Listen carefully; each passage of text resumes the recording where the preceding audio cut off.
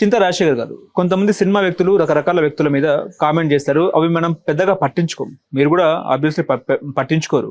కాకపోతే ఏంటంటే ఒక నటుడు శ్రీకాంత్ అయ్యంగార్ మహాత్మా గాంధీ జాతిపిత మీదన ఆయన కామెంట్ చేసినారు. అసలు ఎందుకు కొంతమంది ఈ రకంగా ఎందుకు వ్యవహరిస్తున్నారంటే ఏం చెప్తారు సార్?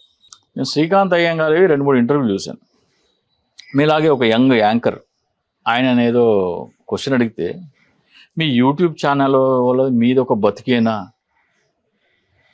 మా వ్యూస్ కోసము ఏదో కాంట్రవర్సీలు క్రియేట్ చేసి క్వశ్చన్లు అడిగి దాని మీద బతుకుతారు, మీకు ఆత్మాభిమానం లేదా, మీరు పురుగుల కంటే హీనము, మీది నీచమైన బతుకు అన్నారు. ఇంకోటి ఏమన్నా అంటే రివ్యూలు రాసే వాళ్ళ మీద వీళ్ళు క్రిమి కీటకాల మలం తిని బతికే బతుకులు అని చెప్పి అన్నారు.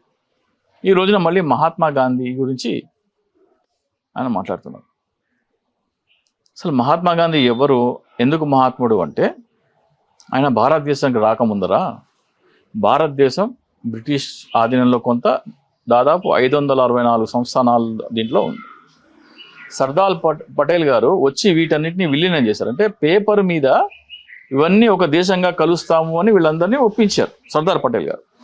ఇది రైటింగ్లో. కానీ ఇమోషనల్గా, సైకలాజికల్గా, మెంటల్గా మనమందరం ఒక దేశము అని యునైట్ చేసింది మహాత్మా గాంధీ.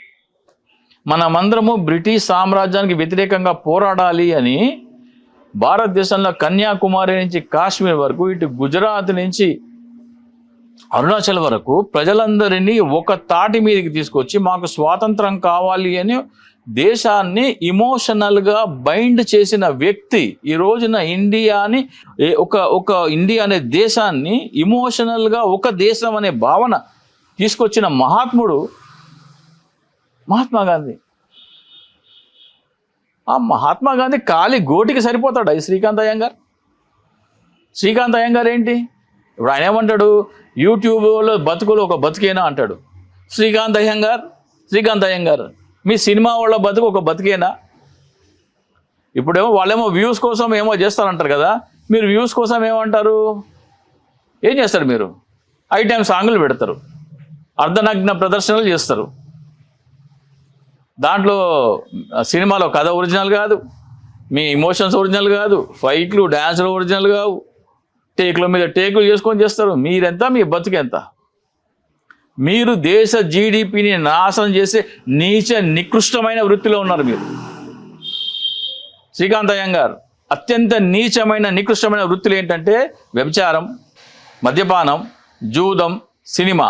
ఎందుకు ఇవి నీచ నికృష్టమైన వృత్తులు అంటే మనిషి చేసే పని నుంచి దృష్టి మరల్చేది, ఒక విద్యార్థి చదువు నుంచి ఆయనని డైవర్ట్ చేసేది, ఒక పొలంలో పనిచేసే రైతు నుంచి అతన్ని డైవర్ట్ చేసేది, ఒక తాపీ మేస్త్రిని, భవన నిర్మాణ కార్మికులని, లేదా సాఫ్ట్వేర్ ఉద్యోగులని, ప్రభుత్వ ఉద్యోగులని, ప్రైవేట్ ఉద్యోగులని వాళ్ళ పనుల నుంచి మీరు దృష్టి మరల్చి వాళ్ళ ఏకాగ్రతని దెబ్బతీసే వృత్తులలో, నీచమైన వృత్తులలో మీరున్నారు.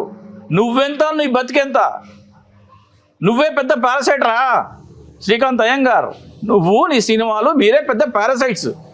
దేశ జీడిపిని సర్వనాశనం చేసే నీచ నికృష్టమైన బతుకుతున్నావు. గాంధీ గారిని అంటావా నువ్వెంత, నీ బతికెంత? సూర్యుడు అస్తమించని బ్రిటిష్ సామ్రాజ్యంలో ఒక్కడే లేచి నిలబడ్డాడు. That is Mahatma Gandhi. ఆంధ్రప్రదేశ్కి ప్రత్యేక హోదా లేదు, ఎందుకు రాలేదు అని అడగగలే దమ్ముందారా నీకు? మాట్లాడతావు? పిరికి పందవురా నువ్వు.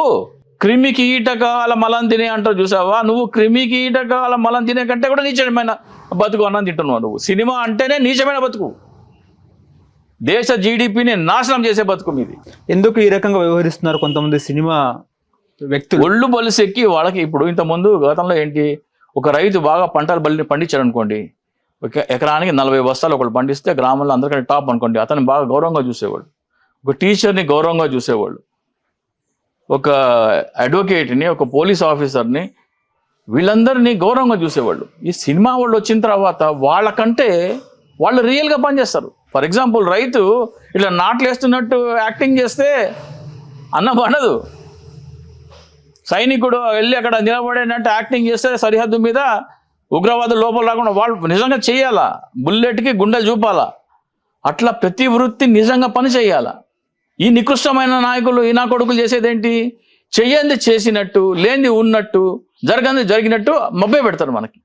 వాళ్ళకి గౌరవం ఇవ్వడం మొదలుపెట్టిన తర్వాత వీళ్ళందరికీ ఇవ్వకుండా వాళ్ళకి తలపగలు పెరిగిపోయినాయి, కండకావరం పెరిగిపోయింది, కళ్ళు నెత్తికెక్కినాయి, ఒళ్ళు బలిసిపోయింది. ఒక్కొక్కడు చెప్పులు తీసుకుని కొట్టే నా కొడుకులు లేక, ఇటువంటి స్టేట్మెంట్ ఇస్తే చెప్పులు తీసి నా కొట్టేవాళ్ళు లేక ఇట్లా తయారైనారు వీళ్ళు. నోటికి వచ్చింది మాట్లాడతారు. ఒకడేమంటాడు, భారత్ పాకిస్తాన్ యుద్ధం జరిగితే సినిమా వాళ్ళు స్పందించాల్సిన అవసరం లేదంటారు. ఇంత నికృష్టమైన ఆలోచనలు వీళ్ళవి, ఇంత దౌర్భాగ్యులు వీళ్ళు. దేశభక్తి బిల్డప్ ఇస్తారు మళ్ళీ. వీళ్ళకి సపోర్ట్ కొంతమంది కుహానా వ్యక్తులు వాళ్ళ రంగంలోనే, బయట వాళ్ళు ఇవ్వలేరు. వాళ్ళ రంగం వాళ్ళే ఒకళ్ళకొకళ్ళు అండగా నిలబడతారు. ఒకడు అంటాడు, సినిమా థియేటర్లో జాతీయ గీతం ఎందుకు ప్రదర్శించాలంటాడు. మేము చిత్తు కాగితాలు విసరడానికి వస్తే అదేంటి జాతీయ గీతం ఏంది మాకు అడ్డంగా అంటారు. ఇటువంటి నికృష్టులు ఉన్నారు మన దేశంలో. ఇటువంటి నీచ్ కమీన్ కుత్తేగాలు ఉన్నారు మన దేశంలో. జాతీయ జెండాకి లేచి, జాతీయ గీతానికి లేచి నిలబడటం అంటే ఏంటంటే, దేశ సరిహద్దు మీద కాపలా కాస్తున్న సైనికుడు విదేశాల్లో వెళ్ళి మన దేశం మీద కుట్రలు పండుతున్న అని పసగట్టే రా ఏజెంట్లు, ఐబీ, పోలీసు, న్యాయశాఖ మొత్తం వ్యవస్థ దేశాన్ని సురక్షితంగా ఉంచుతుంది. చూసినావా? ఆ వ్యవస్థకి సెల్యూట్ చేయటము అంటే నీ కోసము వాళ్ళ ప్రాణాలు అడ్డు పెడుతున్న వృత్తుల దగ్గర నుంచి నేను సురక్షితంగా ఉంచే వరకు. ఇప్పుడు సినిమాకి వెళ్తారు ఎవరైనా, కిందకి వెళ్ళి సీట్ కింద బాంబు ఉంటుందని ఎవరైనా చెక్ చేసుకుంటాడా? ఎందుకు చెక్ చేసుకోడు? వాడికి ఏంటి ధైర్యం? ఇక్కడ దాకా బాంబు రాదని. ఇక్కడ దాకా బాంబు రాకుండా ఎవరు ఆపుతున్నారా? శ్రీకాంత్ అయ్యంగార్ సినిమా థియేటర్లో బాంబు లేదని ప్రజలు ధైర్యంగా వెళ్తున్నారంటే ఆ బాంబు అక్కడ దాకా రాకుండా ఎవరు ఆపుతున్నారు? ఇండియన్ సోల్జర్స్, ఐబీ, పోలీస్ శాఖ వీళ్ళందరికీ లేచి గౌరవంగా నిలబడటమే జాతీయ జెండాకి సెల్యూట్ చేయటం. అది కూడా మేము ఎందుకు చేయాలనే నీచ్ కమీన్ కుత్తేగాలు ఉన్న దేశం ఇది. ఆయన అప్పటికి డ్రింక్ చేస్తూ మాట్లాడినట్టు కూడా తర్వాత అదే చెప్పు తీసుకుని కొట్టే వాళ్ళకి ఇట్లా తయారైనారు. ఆయన డ్రింక్ చేసి ఆల్కహాల్ సేవించి డ్రింక్ చేసినా చేయకపోయినా కానీ డ్రింక్ చేస్తే ఏముంటుంది, మనసులో మాట బయటకు వస్తుంది. తర్వాత ఆయన నేను మస్తులో ఉన్న అట్లా మాట్లాడినట్టు కూడా మరి యూట్యూబ్ ఛానల్లో అన్నమాట, రివ్యూలు రాసే వాళ్ళ అన్నమాట, ఆ మాట సంగతి ఏంటి? వాడికి బాగా కొవ్వు. సినిమాల్లో పాపులారిటీ వచ్చింది. మన దేశ దౌర్భాగ్యం ఏంటంటే నిజమైన హీరోలకి గౌరవం ఇవ్వకుండా ఇటువంటి ముష్టి నా కొడుకులని నీచమైన వృత్తిలో ఉన్న వాళ్ళకి గౌరవం ఇవ్వడం ఎక్కువైపోయింది. హలో, తెలుగు రాజ్యం ఛానల్ చూస్తున్నారా? సామాజిక, రాజకీయ, జీవన చిత్రణే తెలుగు రాజ్యం. అతిశయోక్తులు, అసత్యాలు ఉండవు. రాజకీయ కోణం కాదు, ప్రజా కోణమే కొలబద్ద. తెలుగు రాజ్యం వీక్షణ మీ ఉత్తమ అభిరుచికి నిదర్శనం.